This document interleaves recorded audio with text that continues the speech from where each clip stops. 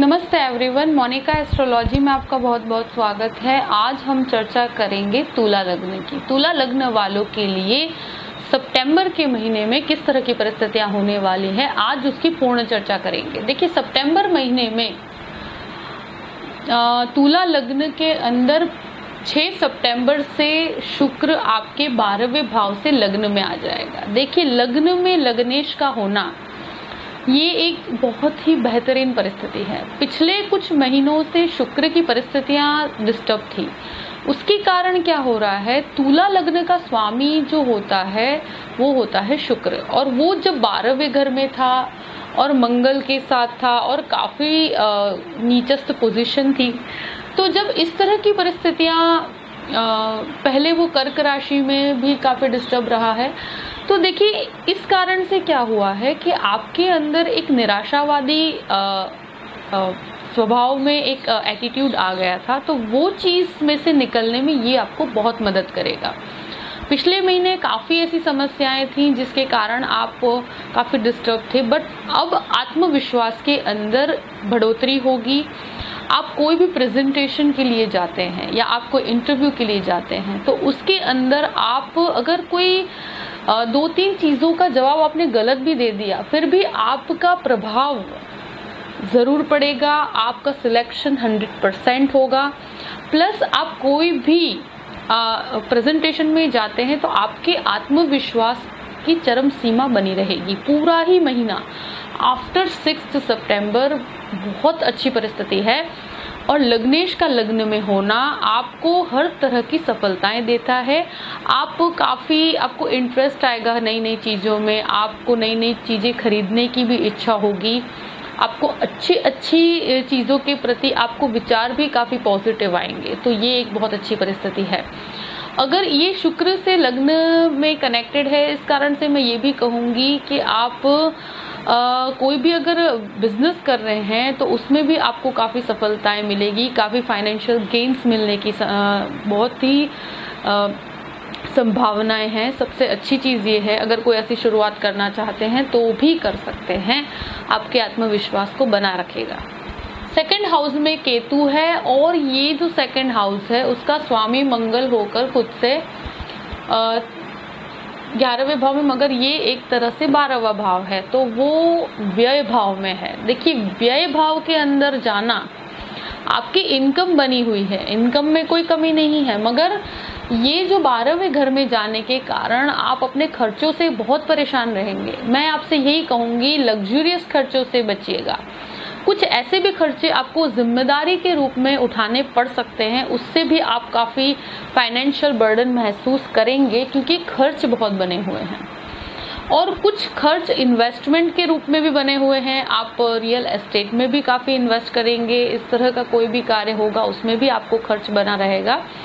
तो ये एक स्थिति है जिसके कारण आपको स्ट्रेस हो सकता है, आपकी फाइनेंशियल प्लानिंग जरूर रहेगी, मगर फिर भी खर्चों के प्रति आपको सावधान रहने की बहुत जरूरत है। घर के अंदर भी इस तरह की कोई परिस्थितियां होंगी, तो आपको कोई भी उतावलेपन में कुछ ऐसा विवादित परिस्थिति खड़ी नहीं कर देनी है। अगर कोई झगड़ा भी होता है तो इस चीज को आपको बढ़ाना नहीं है, हमें बोलकर बिगाड़ना नहीं है किसी के साथ। इस चीज को ध्यान रखिएगा। घर के अंदर कुटुंब के लोगों के बीच में, फैमिली मेंबर्स के बीच में कोई ऐसी अनबन हो सकती है, तो उसको लेकर आपको उसमें बढ़ोतरी नहीं करनी है। वाणी पर बहुत ध्यान रखना है और कम शब्दों का यूज करना है। घर के अंदर बोलने में कम से कम शब्दों का यूज कीजिएगा, और जितनी शॉर्ट में आपको सॉल्यूशन निकल सकता है तो वो सबसे बेस्ट रहेगा। थर्ड हाउस का स्वामी है गुरु, आपके पराक्रम का स्वामी है, और वो 14 तारीख से आपके चतुर्थ भाव में आ रहा है। देखिए, पराक्रम में वृद्धि हो रही है, आप परिवर्तन करना चाहते हैं, आप घर बदलना चाहते हैं, आप सिटी बदलना चाहते हैं, ये काफ़ी प्लानिंग काफ़ी समय से चल रही है, तो ये एक बेहतर पोजीशन है, आप बदल सकते हैं। आप कोई एक शहर से दूसरे शहर में चेंज करना चाहते हैं, तो इस महीने 14 तारीख के बाद ऐसी परिस्थितियां ज़रूर खड़ी होंगी। और एक चीज़ है कि आप एजुकेशन, अगर कोई स्टूडेंट्स हैं तो पढ़ने के लिए आप कोई दूसरी जगह पर जाना चाहते हैं और एजुकेशन प्राप्त करना चाहते हैं तो बहुत अच्छी परिस्थितियां हैं। टेक्निकल एजुकेशन के लिए बहुत अच्छी परिस्थितियां हैं। तो देखिए ओवरऑल अच्छा है। और सबसे बड़ी चीज़ ये कहूँगी कि आप अपने माता के स्वास्थ्य को लेकर थोड़े चिंतित हो सकते हैं, क्योंकि चतुर्थ भाव का शनि संघर्ष बहुत देता है, मानसिक तनाव देता है, आपको बिल्कुल भी शांति महसूस नहीं होगी। माता की स्वास्थ्य को लेकर भी आप चिंतित रहेंगे। बच्चों के साथ भी आपकी अनबन होने की पूर्ण संभावना है 14 तारीख के बाद। तो देखिए मानसिक तनाव जरूर रहेगा, अशांति महसूस होगी, क्योंकि शनि चतुर्थ में कभी भी सुकून से बैठने नहीं देता। संघर्ष बहुत ज्यादा होता है क्योंकि लग्न पर भी उसकी दृष्टि पड़ती है और ये चतुर्थ का शनि काफी परेशानियां देता है, साइकोलॉजिकली बिल्कुल मानसिक शांति नहीं देता। मगर ये स्थिति में अगर आप कोई प्रॉपर्टी संबंधित कार्य करना चाहते हैं तो अभी इस तरह का कोई भी कार्य है तो काफी संभावनाएं आपके सामने 14 तारीख के बाद खड़ी होंगी। बहुत बड़ा लोन लेने से बचिएगा, इस चीज को मैं जरूर बताऊंगी कि 6th हाउस का स्वामी गुरु होकर चतुर्थ में जा रहा है, तो ऐसी कोई बड़ी लोन मिल जाएगी, लोन का कोई प्रॉब्लम नहीं होगा। मगर आपकी कैपेसिटी से ज्यादा लोन मत लीजिएगा, क्योंकि खर्च बहुत बने हुए हैं, खर्च कम नहीं होने वाले। आपकी इनकम भी काफी स्थिर बनी हुई है, मगर कभी कभी हम क्या सोचते हैं कि हम कर पाएंगे ये लोन, और कभी अनएक्सपेक्टेडली हम इस तरह का बहुत बड़ा जोखिम ले लेते हैं, तो ये मत लीजिएगा। जितना आप कर सके उतना ले सकते हैं। वैसे गुरु की पूर्ण दृष्टि आपके 10th भाव पर पड़ रही है, आपके इनकम के नए सोर्सेस खुलेंगे, आपको नई जॉब करना है, कोई प्रमोशन एक्सपेक्ट कर रहे हैं, इस पूरे ही महीने प्रमोशन होने की पूर्ण संभावना है। प्रमोशन के कारण आपका शहर भी बदल सकता है। आपको अगर विदेश के लिए ट्राई कर रहे हैं, आप फॉरेन जाना चाहते हैं, स्टूडेंट हैं तो भी जा सकते हैं, क्योंकि और फॉरेन संबंधित कोई बिजनेस करना चाहते हैं तो भी बहुत अच्छी संभावनाएं हैं। इस तरह का कोई भी विदेश जाने का कार्य है वो बहुत सपोर्ट कर रहा है। क्यों? देखिए गुरु आपके 12वें भाव को भी देख रहा है, आपके 8th भाव को भी देख रहा है। 8th भाव में राहु बैठा है, तो ये जो सिचुएशन है इसके अंदर सबसे बेस्ट ये होता है कि ये दृष्टि और ये जो कॉम्बिनेशन है, 12वें भाव का स्वामी 12वें घर में, और ये स्थिति के कारण अगर आप विदेश जाना चाहते हैं बहुत अच्छा है, वहाँ बिजनेस करना चाहते हैं, वहाँ स्टूडेंट वीजा के लिए अप्लाई करना चाहते हैं, 14 तारीख के बाद आपका विदेश से कनेक्टेड कोई भी कार्य अगर अटक रहा है तो वो पूर्ण हो जाएगा 100%। ये चीज आपको सपोर्टिव कर रही है।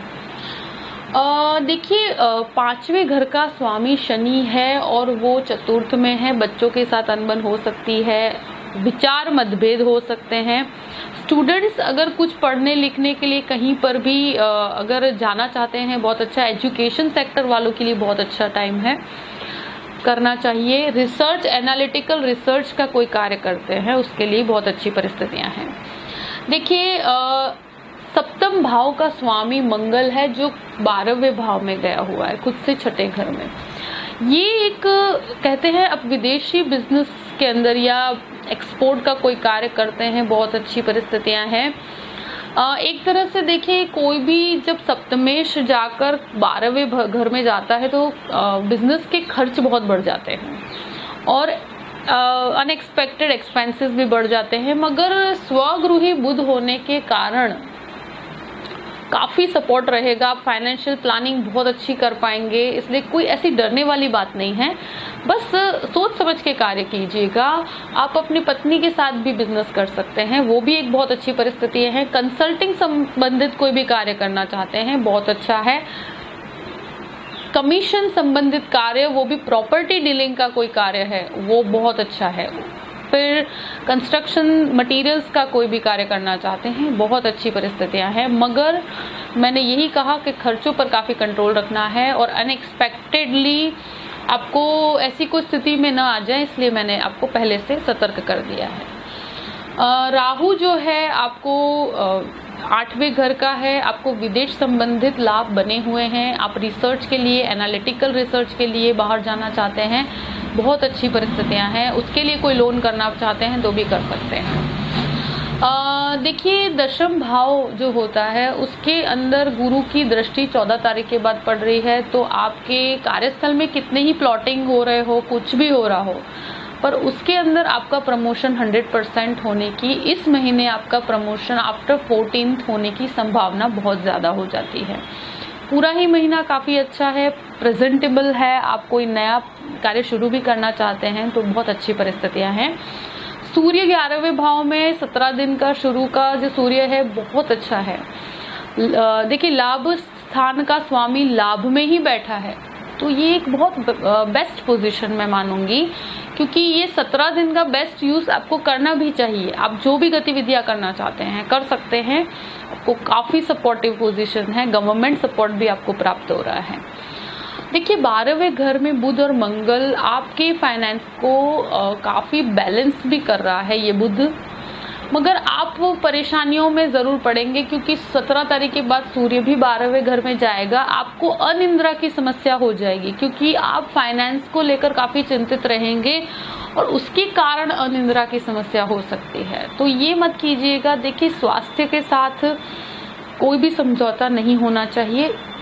लग्न में शुक्र होने के कारण आपको बहुत सपोर्टिव बेस रहेगा, आत्मविश्वास बना रहेगा, मगर आप बहुत ही ज्यादा विचारों में पड़े रहेंगे, जो ये अच्छी चीज नहीं है। इसके कारण फाइनेंशियल प्लानिंग जरूर कीजिएगा और ओवर एक्सपेंस से बचिएगा। आपका जो ओवर स्पेंडिंग वाला कार्य है, जो जहां जरूरत है उतना स्पेंड जरूर कीजिए, मगर ओवर स्पेंडिंग के कारण फिर स्ट्रेसफुल सिचुएशन आ जाए तो उससे बचिएगा। बस ये एक आपको ध्यान रखना है। ओवरऑल परिस्थिति का मैंने आपको पूर्ण रूप से बता दिया है कि किस तरह की परिस्थितियां हैं।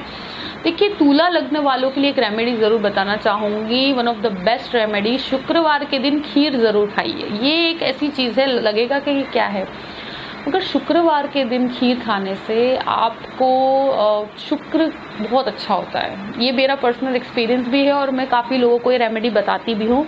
लगता है कि बहुत छोटी सी चीज़ है, मगर ये बहुत अच्छा होता है। और देखिए, तुला लग्न वालों को स्वीट्स ज़रूर खानी चाहिए, भले थोड़ा सा खाइए, मतलब स्वीट्स खाना बहुत अच्छा होता है।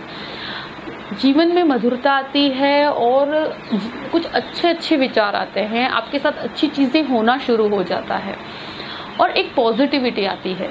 भले वो चॉकलेट्स भी हो सकती है, आप स्वीट्स जो भी पसंद करते हैं, मगर थोड़ा थोड़ा स्वीट्स रोज खाना चाहिए आपको, तो आपकी लाइफ में काफी कंफर्ट्स आएंगे, खुशियाँ आएंगी। तो ये एक चीज आपको जरूर करना चाहिए। और ऐसी रेमेडी और इससे बेटर रेमेडी क्या हो सकती है, तो ज़रूर कीजिएगा। और ओवरऑल परिस्थिति मैंने आपको बता दी है। आई होप कि ये वीडियो आपको पसंद आया होगा। अगर पसंद आए तो लाइक भी कीजिएगा और सब्सक्राइब भी कीजिएगा। Thank you so much. जय श्री कृष्ण।